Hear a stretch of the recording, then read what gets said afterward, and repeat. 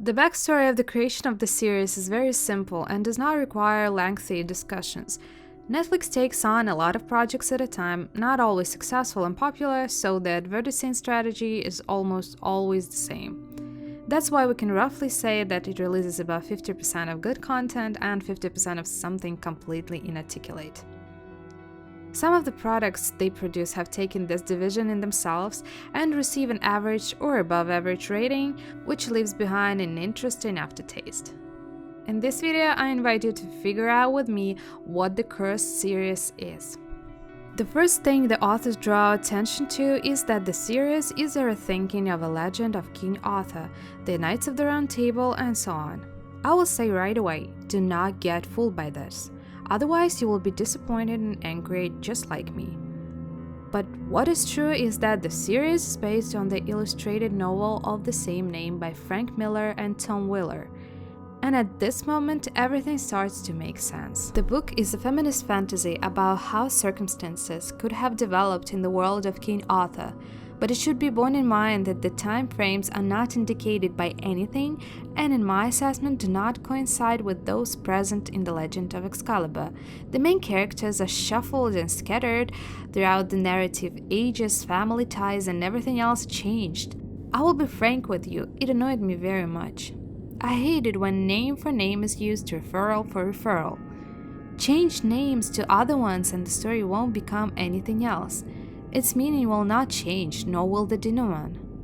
But changing the nature of the characters, their essence and purpose is just silly. Even fanfiction doesn't do that.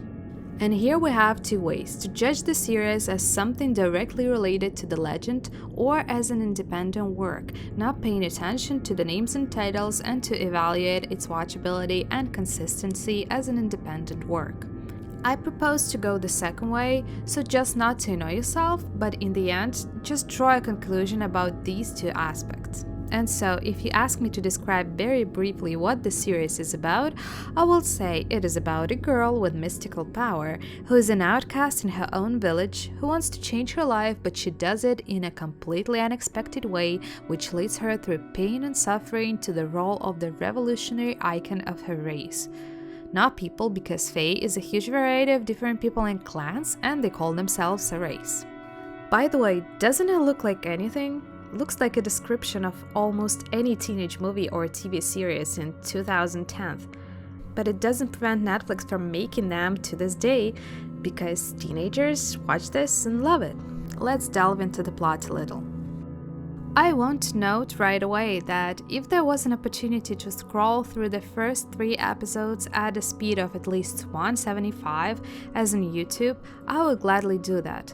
After all, they do not carry any special meaning and exposure. I don't know what the showrunners thought, but the pilot episode does not drag out at all and does not cause a desire to continue watching the series.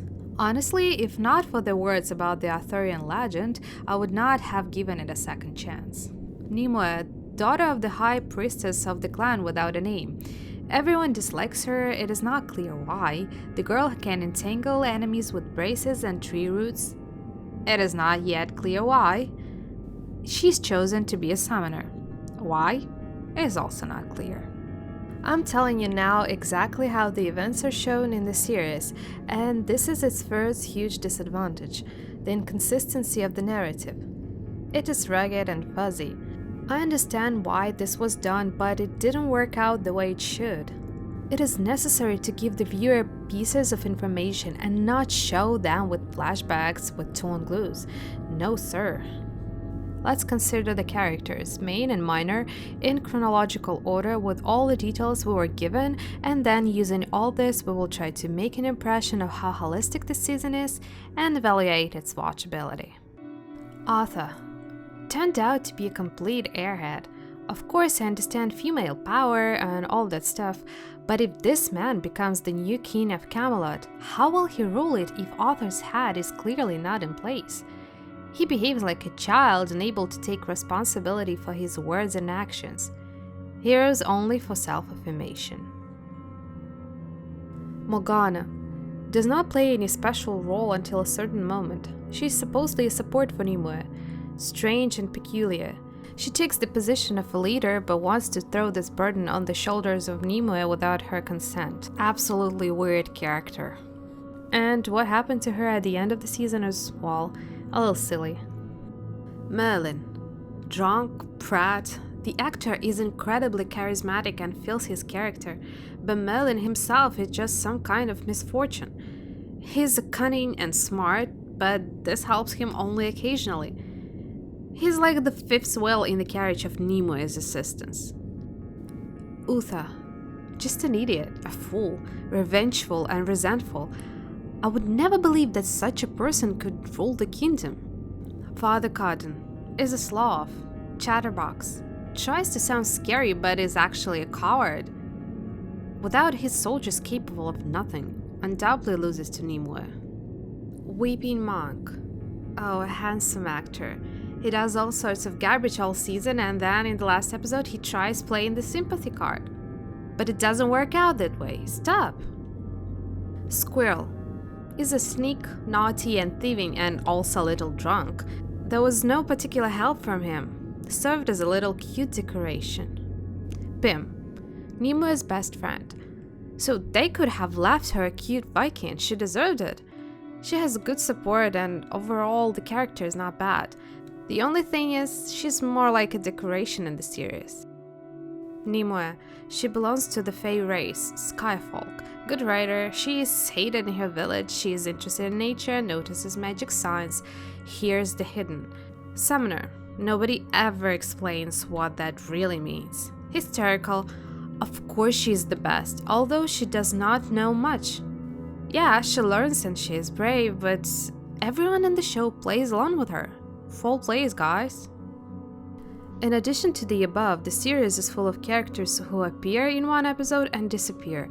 This is logical for the series of travels and wars which are described in it, but at the same time we do not have time to imbue them with feelings that would allow us to empathize with their unfortunate fate to the extent that the series itself requires of us. Yes, and Nimue does not particularly suffer from this if you really look at it. Her emotions are changing at a breakneck speed, which refers to a teenage audience, trying to say that it's okay to be psychologically unstable in a stressful situation.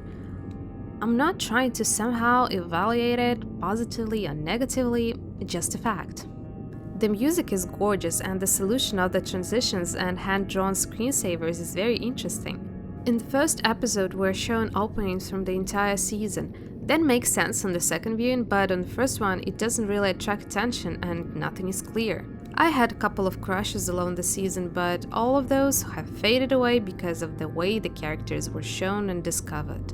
Almost all of the episodes were created by different people, and to be honest, you can tell. I will give this series 7 of 10 points because in general the story is interesting and deserves attention, but it's not worth manipulating the viewer through the Arthurian story. Therefore, I repeat once again, if you watch this series, do not take it as a personal insult, but rather just as an interesting story. And if you like this video, you can support my channel by liking it, leaving comments, or subscribing to my channel, and thank you. See you next time.